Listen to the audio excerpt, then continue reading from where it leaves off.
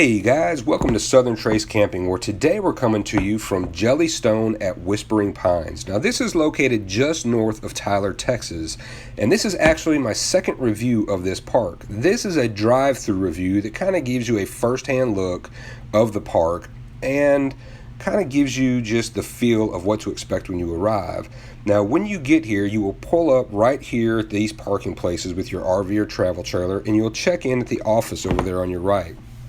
Now that office is also your park store. They have all your souvenirs, toys, drinks, firewood, some RV parts, and anything that they don't have, you can go to a Walmart, which is about 20 minutes from this park. Now, you'll notice one of the main things you're going to see a lot of in this park are a 5-mile-an-hour speed limit sign. They're really going to be stressing this. If you are in a golf cart, a hoverboard, a bicycle, basically if it moves, it needs to stay under 5 miles per hour. They care a ton about your child's safety. They don't want to see anybody get hurt, and there's really no reason to be going faster than 5 miles an hour in this park because there's kids that are going to be running everywhere. And as we all know, kids have a tendency not to look. They just run and go towards the fun, which is everywhere at this park. So right now we're going back towards the platinum sites, which we'll get to those in just a second. As you can see right there, they have tons of cabins you can rent, and they vary in all sizes and shape and prices. So we are going to take a right up here, right at these dumpsters, and go down towards the platinum sites. Now the platinum sites are great because they're pretty much ready for you to back in, put your slide outs out, and start camping. They're already pre-lit. Some of them have little decks, and it kind of drops off into the woods down behind there. You can see over here on the right are some of the platinum sites. Now I'll go over the map here in just a minute to kind of cover a little bit more about that. Now one of the other things that they've added as a rule is that they don't want any alcohol anywhere but at your site. They don't want it at the pool. They don't want you holding it walking around. They don't want it while you're on a golf cart. They want it just at your campsite.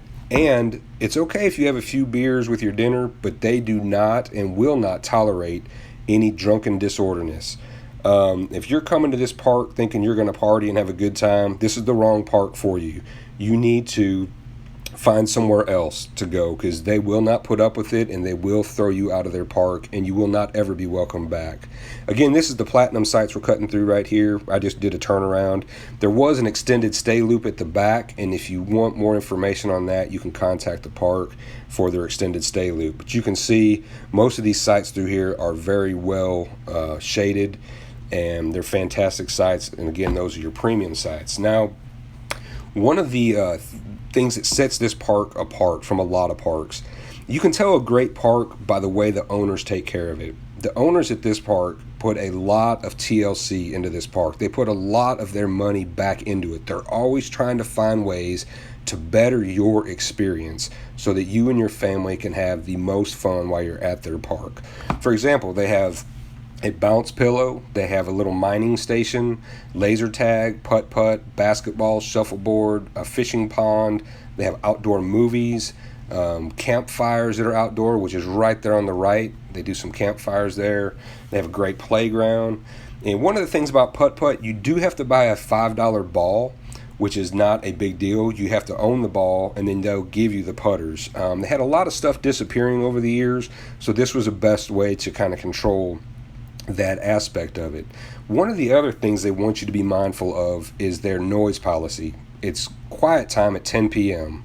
and they really want you to respect other people's time that they want to be resting. Some of the families go to bed early, so just be back to your campsite and be quiet by about 10 o'clock. That's not asking too much at all. They have sites that are priced anywhere from basically $50 to $90, and we'll kind of go over that here in just a second. All the sites are really level. They're just very level sites. They're very well spaced out, the majority of them, except the ones right there at the front are a little bit more scrunched together, but they're still fantastic sites. Now, you can rent a golf cart at this park, or you can bring your own. But to bring your own, you do have to buy a permit. It's $30 for the year, and that's January to January, in order to bring your own. which does set them apart because most parks really don't allow you to bring your own golf cart.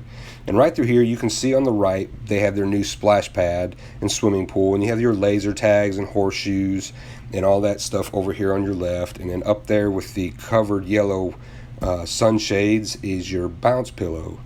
And then it rolls on up here to the putt-putt and your basketball courts and volleyball courts. So that's kind of my drive-through of the park. And if there's anything I missed, please put it in the comments below. But now I want to jump over here in just a moment and we'll take a look at the map and see what the map shows. All right, so here's the map, and we came into the park right here. We went past the ranger station and we went around this loop and came over to this way and went all the way down to here. Now we didn't do the extended stay loop, we just kind of did a turnaround. We came back this way and went around the playground area and out this way and exited the park. Now, my personal preference on sites, I'm not a huge fan of these right here at the front just because there's a lot of traffic. That being said, they are very spacious sites. They are premium sites, and I'm just not a huge fan of a lot of traffic, so that's why I didn't choose those. If that's all that's available, please know, as you saw in the video, they're level sites and they're very usable. That's just not personal. That's just not my preference of sites. Now, if you look down here, you have 3 that are in red, and those are water and electric only. But you roll past those and you get to these platinum sites. Now, those are the ones that are pre-lit, and those are like your Cadillac sites. Those are the best sites in the park. Now, my personal favorite area is really right through here, the premium sites on this side of the park. We like to stay in site 129 because you're really close to the splash pad, which, by the way, I'll have a little video of that here just at the end of this, and the pools, and you're right by all these activities, the bounce pillow. Everything's just kind of right there by you. So those are some of our favorites. They all have covered picnic tables, and they're just spacious and nice. We have stayed in site 113 before. That was not really our favorite. It's got a lot of trees and it looks very shaded, but there are sprinklers that come up through here for the septic system, which they're all pointed out towards the woods. They don't spray your campsite, but we just weren't a big fan of that. But that never really bothered us. It was just, we just didn't care for that. But they're still, like I say, they're very doable sites also. I didn't mention earlier that there is an adult pool that you have to be 18 years or older to go into. So if mom or dad needs a break from the kids, they have a place that they can run and kind of relax and hide from the kids. Now, there's a lot of information about this park, and the main thing that I want to relay to you is that this is not a state park, okay? So if you're going to this expecting prices to be low, this isn't the place for you. This is a resort, and you're getting all kinds of fun things to do, but that comes with a price. So if you're used to state park prices, you might get a little sticker shock at what you're going to find at some of the Yogi Bear parks. For example, the sites are anywhere from $40 to $90 a night. So just be prepared for that when you start looking into the Yogi Bear parks. This is a fantastic resort with a staff that cares more about your family having fun than anything else, and they will do whatever they can to make your stay very enjoyable. And if there's anything that I missed that you think somebody might need to know about this park, please put it in the notes below. And as always, guys, have fun, be safe, and God bless.